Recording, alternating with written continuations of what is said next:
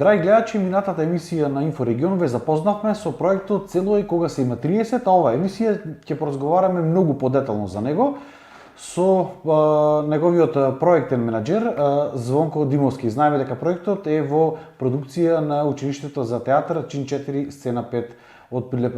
Господин Димовски, добре дојдовте во ова издание на емисијата Инфорегион. Добар ден, ви благодарам за поканата и за несебичната поддршка која што ја изразувате како медиумска кујка портал и за вашиот сестран интерес за сите активности поврзани со културата во градот. Ви благодарам за овие зборови. Инаку морам да кажам за гледачите кои што не гледаат дека вие сте поврзани со голем број културни настани во последните неколку години кои што се организираат во Прилеп. Плепчани ве знаат како дел од организацијата на фестивалот со Марко на улица, како дел од јавен простор Прилеп, но за ова малку понатаму би сакал да поразговараме во интервјуто. Како што кажав, ќе поразговараме околу најновиот проект, а тоа е Цело е кога се има 30. Тоа е еден проект кој што е со поддршка на владата, во рамки на поддршка на ивент индустријата, а по повод 30 годишнината од независноста на Македонија. Како се доби името Цело е кога се има 30? Навистина интересно име. Така, како што споменавте, проектот е добиен и осмислен идејно како мултимедијален фестивал, аплициран на повикот, отворениот повик од влада за прославувањето на 30 години независност. И училиштето кое што го спомнавте е носител на дејност кој што можеше да аплицира. И заедно со нив го осмисливме проектот Цело е кога има 30, кога се има 30. Размислувајќи за самиот проект и за начинот на кој што државотворноста или независноста или патриотизмот повторно треба да се смести во некои рамки, а да не биде очигледен, банален, туку да се прикаже повторно на интересен начин. Почнав да размислувам на некои работи кои што лично за мене се поврзани со моето чувство за патриотизам или за тоа што мене ме поврзува со Македонија. И размислувајќи на 90-тите години, кога се осамостои нашата држава, се сетив на една преубава кампања од 90-тите, Цело е кога се има се, една многу убава и мудра кампања за мултиетничното живење во Македонија во 90-тите и делум го позаимив името од таа кампања и така настана Цело е кога се има 30 како една комплетна бројка и 30-ката како бројка која што ќе се пројавува во нашите графички идејни решенија при изработката на визуелниот идентитет на фестивалот. Имате исто така еден навистина доста интересен плакат за овој проект со едно девојче, каде што нормално стои името на целиот овој проект, а девојчето се вика Македонка. Како се доби баш тоа име? За овие интересни би нарекол, иако се графички решенија, сметам дека се многу интерактивни, се заслужни двајца графички дизајнери, илустратори од нашиот град, кои што постојано работат на проектите во кои што јас земам учество. Тоа се Ѓорги Десподов и Дарко Талески, со кои многу убаво се разбираме кога разговараме за проекти. Вашите гледачи ќе имаат можност да го видат самиот плакат за фестивалот во емисијата и понеделник на официјалниот прес во 11 часот во кафулето Брос Брадерс, секако сите се добре дојдени. А самата Македонка ќе биде дел од програмата, не од официјалниот плакат. Програмата е замислена да биде направена во форма на стрип книга, не на класична програма, во која Македонка, девојче кој што има неколку години, ќе се појави радознало во средината на сите тие случувања и сакајќи да се едуцира за културата и за настанувањето на креативните процеси, ќе води диалог со сите учесници во фестивалот и сето тоа ќе биде отсликано во програмата. за да на крајот од фестивалот, после 2,5 седмици, Македонка се појави спремна за големите концерти. Односно музички и креативно едуцирана од самите учесници, преку диалозите кои што ќе ги води. Сите учесници веќе добија насоки како да се разговара и на кои теми со Македонка, за да можеме да го осмислиме стрип изданието на програмата. Мислам дека тоа ќе биде многу убав, интересен проект и начин да се представи програма или културно наследство или настани на начин кој што е креативен и е повторно некој вид на реактуализација на работење на културата и на минатото. Односно повторно се трудиме не само настаните, туку и програмата како една обична испечатена брошура да биде интересна и за помладите генерации. Да, спомнавте дека концептот, практично целиот проект е реактуализација на нашето културно наследство од 1945-та па се до 80-тите години. Како ви е замислено сето тоа да се одвива и практично кои учесници ќе земат дел од овој проект? Така. Тука е многу важно и би сакал веднаш да кажам дека скоро сите луѓе вклучени во создавањето на фестивалот, без разлика дали тоа е продукција, техника, уметник, креативци, се живеат или имаат потекло од Прилеп или регионот.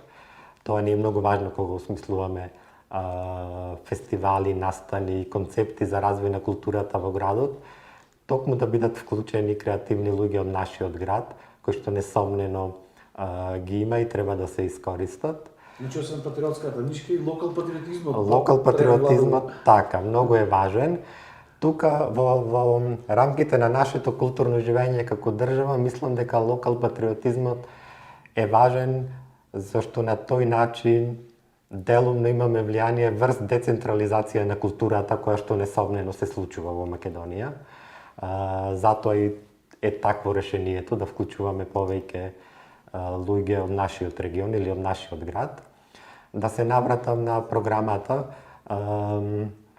делумно таа е осмислена да реактуализираме дел од нашето културно наследство, бидејќи дел од проектите или настаните кои што се дел од фестивалот се наменски создадени за нашиот проект и ќе имаат своја премиера на нашиот фестивал.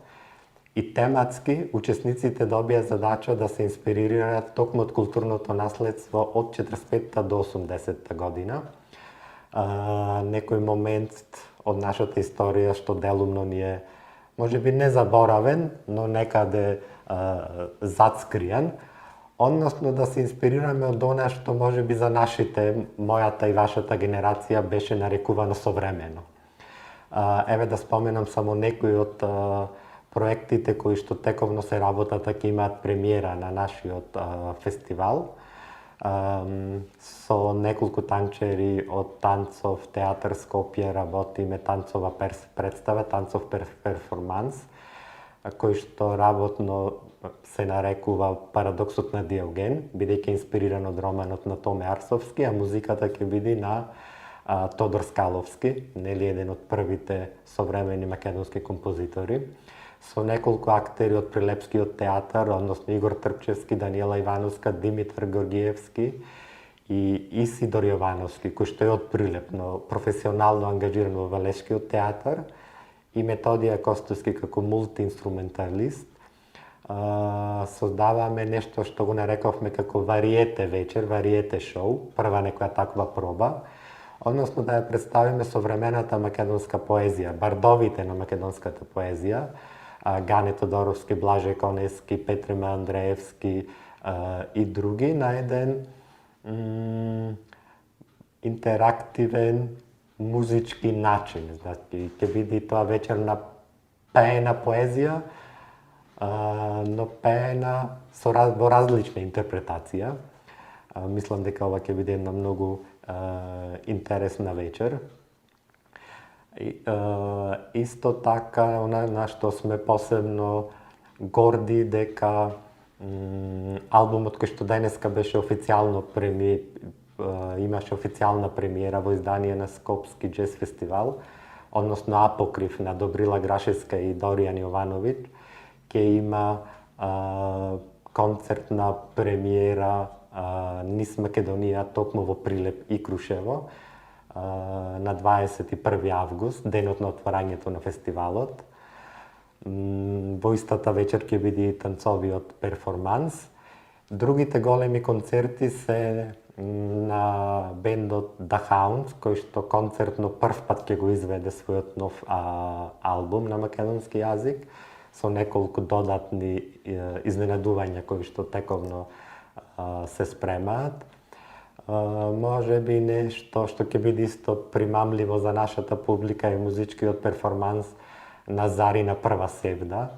Претпоставувам дека многу од слушателите и гледачите, доколку не ја слушнале како пее, виделе како се представува на социјалните медиуми, пејки и промовирајќи ги убавините на нашата земја, исто активно земајќи учество во некои акции за заштита на природата, например последниот проект во кој што беше вклучена прогласување на Шар планина на национален парк и во официјалниот музички запис токму таа го позајмува нејзиниот глас.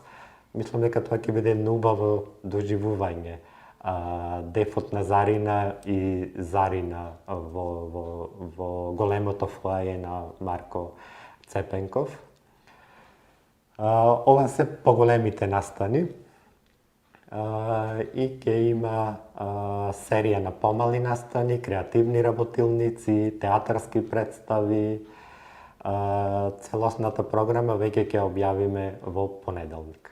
Спомнавте дека отворањето на фестивалот е на 21.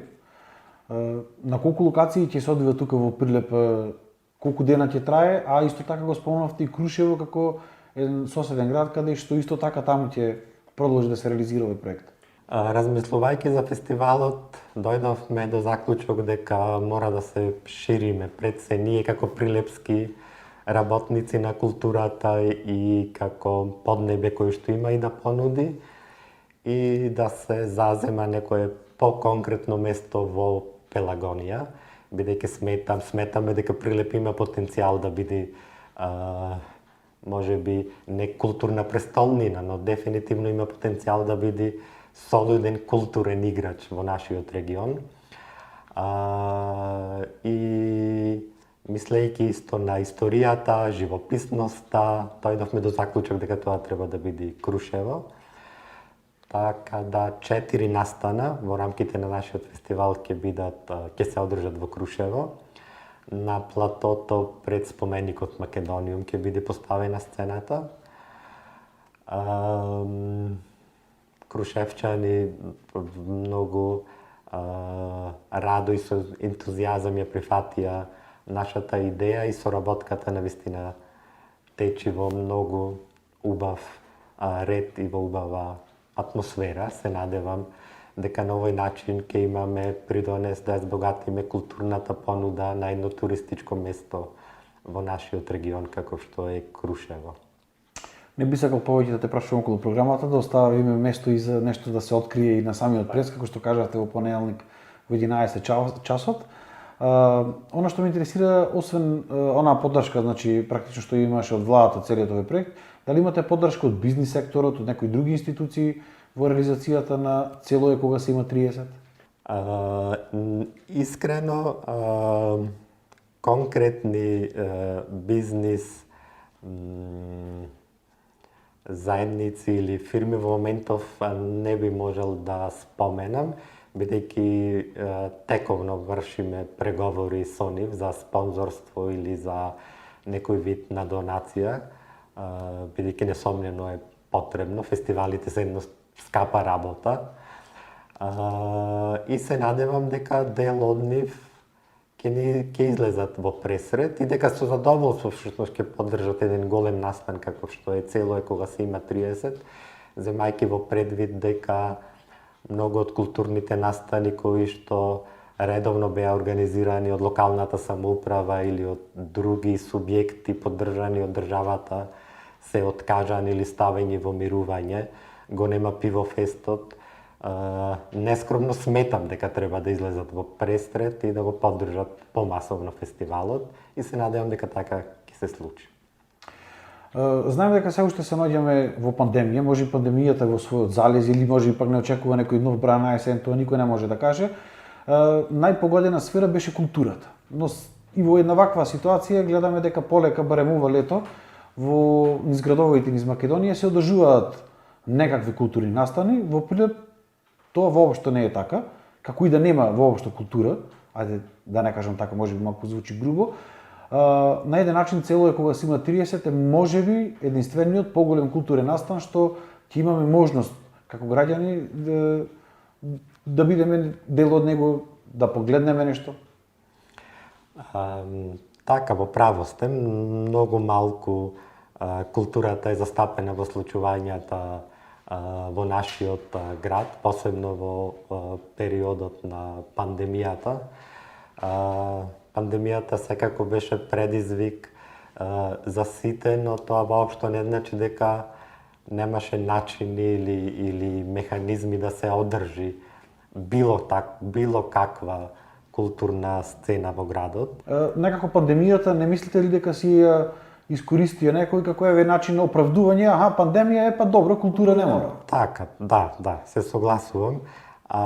И во услови кога животот на луѓето е загрозен, таквото оправдување дури се наметнува како логично, не одржано, но можеби логично и како удобно оправдување на луѓето или институциите кои што официјално треба да ја водат културната политика на градот. Но зборувајќи сега на таа тема, истовремено морам и да се заблагодарам на културните институции во градот, кои што во најголем број случаи се отворени за соработка и ни ги отстапуваат и нивните простори и сцени. Во конкретот на нашиот престоен фестивал, тоа е Домот за култура Марко Цепенков, каде што нашите настани ќе бидат презентирани, представени на летната сцена, големата сала на Домот на културата, големото фоае, театарот Војден Кернодрински. Исто така придружните настани дел ќе бидат пред Саат кулата и во кафулето Брос бургер. А за Крушево ви споменав, пред платото на споменикот Македониум и амфитеатарот во музеот на НОП. А Прилеп веројатно има таква специфично културно живење да луѓето надвор имаат поголемо влијание на културата и на културните текови на живењето на градот и тие да ја креираат културата и публиката. Нескромно тука се сместувам јас театарот и училиштето за кој што зборувавме и уште неколку вредни деца од градот кои што се трудат да имаат влијание врз културата и што е многу поважно врз публиката и создавањето на нови културни навики. Кога сме кај пандемијата, морам да ве прашам дали се уште важат некои одредени мерки и протоколи кои што треба да се запазат при одржувањето на сите овие настани во рамки на овој проект. Секако дека да, уште на ниво на креирање на проектот ние бевме обврзани за секој пријавен настан да поднесеме и протокол поврзан со COVID-19. Така да секој планиран настан истовремено има свој протокол за одржување. При реализацијата на фестивалот ќе биде ангажирана фирма која што ќе се грижи за редот, безбедноста и спроведувањето на протоколите. Согласно правилата, секако ќе водиме евиденција на присутните посетители. Ќе бидат запазени сите тековни барања од владата и од ресорните министерства за одржување на настани од јавен карактер. Она што може би ги интересирало сите граѓани, дали влезот на сите овие настани ќе биде слободен или пак ќе се плаќа одредена влезница? Така. Неколку пати во теков на нашиот разговор споменав колку е важно креирањето на нови културни навики и создавање на нова публика. Од тој аспект и во таа насока сметам дека културата не треба да биде бесплатна, дури тогаш кога е обезбеден поголем дел од буџетот за реализација на настаните, бидејќи ние живееме во некое општество во кое што се очекува луѓето како јас кои што менаџираат културата и културните работници во градот да работат без пари и доброволно, и што е погрешно и не треба така да се случува. Ова е една од причините зошто на сите настани ќе има билети, но цената на билетите сметам дека е многу символична, односно за сите настани билетот ќе биде 100 денари. Веднаш можам да кажам дека дел од тие пари веќе ќе бидат пренасочени за организирање на придружните настани и несомнено како сите претходни пати во случај на театарот чин 4 сцена 5 во некои хуманитарни потреби, бидејќи тоа е некоја нивна општа пракса, мислам дека овој пат нема да изостане. Дали освен главната програма ќе има и споредна програма? Да, ќе има споредна програма. Во моментов ја креираме, зашто сакаме да биде тоа што им фали на Прилепчани, барем кога во чаршија разговараме со нив, а тоа се познатите игранки што ги правевме под сатот. За 2 веќе можам да потврдам дека 2 термини ни се потврдени токму за такви игранки, кои што секако ќе бидат повторно тематски. Младински фестивал за млади културни работници, бендови од градот во форма на отворена сцена, што ќе го најавиме секако од понеделник дополнително. Зарина која што е споменав, исто така е дел од придружната програма и представа на театарот кој што се јавува како носител на проектот. Тоа ни се настаните кои што ни се потврдени до овој момент и предпоставувам ќе се појават уште 2 до 3. Во текот на овој разговор спомнавме дека Прилеп заслужува да биде носител на културата во овој регион од нашата држава. Вие неколку години веќе се обидувате, така, ајде да се изразам, културно да го разбудите градот. Како што кажав и во самата најава на овој наш разговор, бевте дел од организацијата на фестивалот со Марко на улица, на вистина една интересна манифестација, потоа на една иницијатива која што започна јавен простор Прилеп. Некако моментално не се случува ништо. Зошто е тоа така? Точно е дека не се случува ништо поврзано со тие 2 конкретни настана или иницијативи кои што ги споменавте, но тоа не значи дека идејата не е жива, или поточно речено, идејата во моментов се трансформира за да прерасне во нешто друго. Иако сметам дека настаните кои што ги организиравме во претходните 2 до 3 години, иако можеби тековно не се одржува, оставија сериозен печат во живењето, не само културното, би рекол и менувањето на менталната свест на населението и на младата публика, и како резултат на тие можеби случувања произлегоа неколку сродни иницијативи, се формираа нови бендови во градот, се иницираа нови настани, бидејќи настаните или иницијативите во суштина треба да провоцираат создавање на други културни вредности. Токму за тоа ве прашувам, тоа недостасува и сите се прашуваме што понатаму. Дали ќе го имаме повторно назад и во која форма? Што се однесува на јавен простор Прилеп, апсолутно градот ќе го добие назад во повеќе структурирана форма како концепт кој што ќе има посериозни можности да поддржи независна култура. Поголемиот дел од работите што ги работиме како неофицијален тим на неколку луѓе во градот, и секако тука е јавен простор Прилеп и тоа што јавен простор ќе биде во иднина, да биде поддршка на независната културна сцена во Македонија, која што најчесто е носител на промените, свежите културни текови, поканува луѓе кои што треба и заслужува да бидат видени. И таа култура сметам дека е повредна, поинспиративна, покреативна и што е многу важна, провокативна.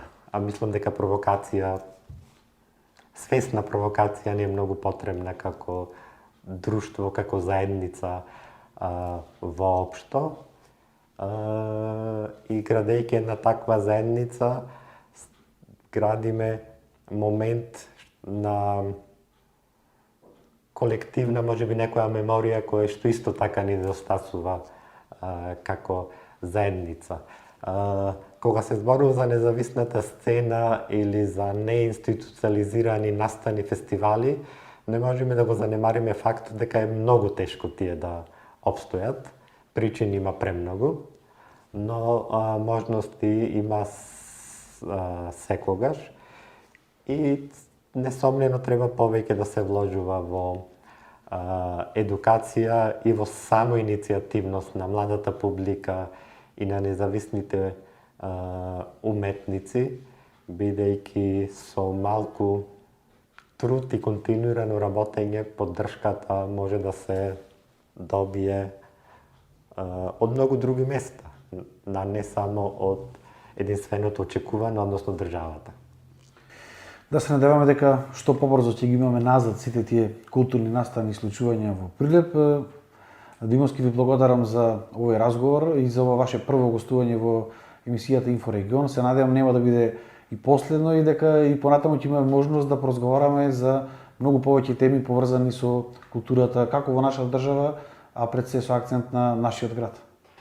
Да, ви благодарам уште еднаш на поканата и сигурно ќе имаме прилики и можности и многу важни причини често да се сретнуваме и да разговараме за културата, уметноста и социјалните аспекти од нашето секојдневно живење. Драги гледачи, тоа беше разговорот со Звонко Димовски, проект менаџер на проектот Цело е кога си има 30.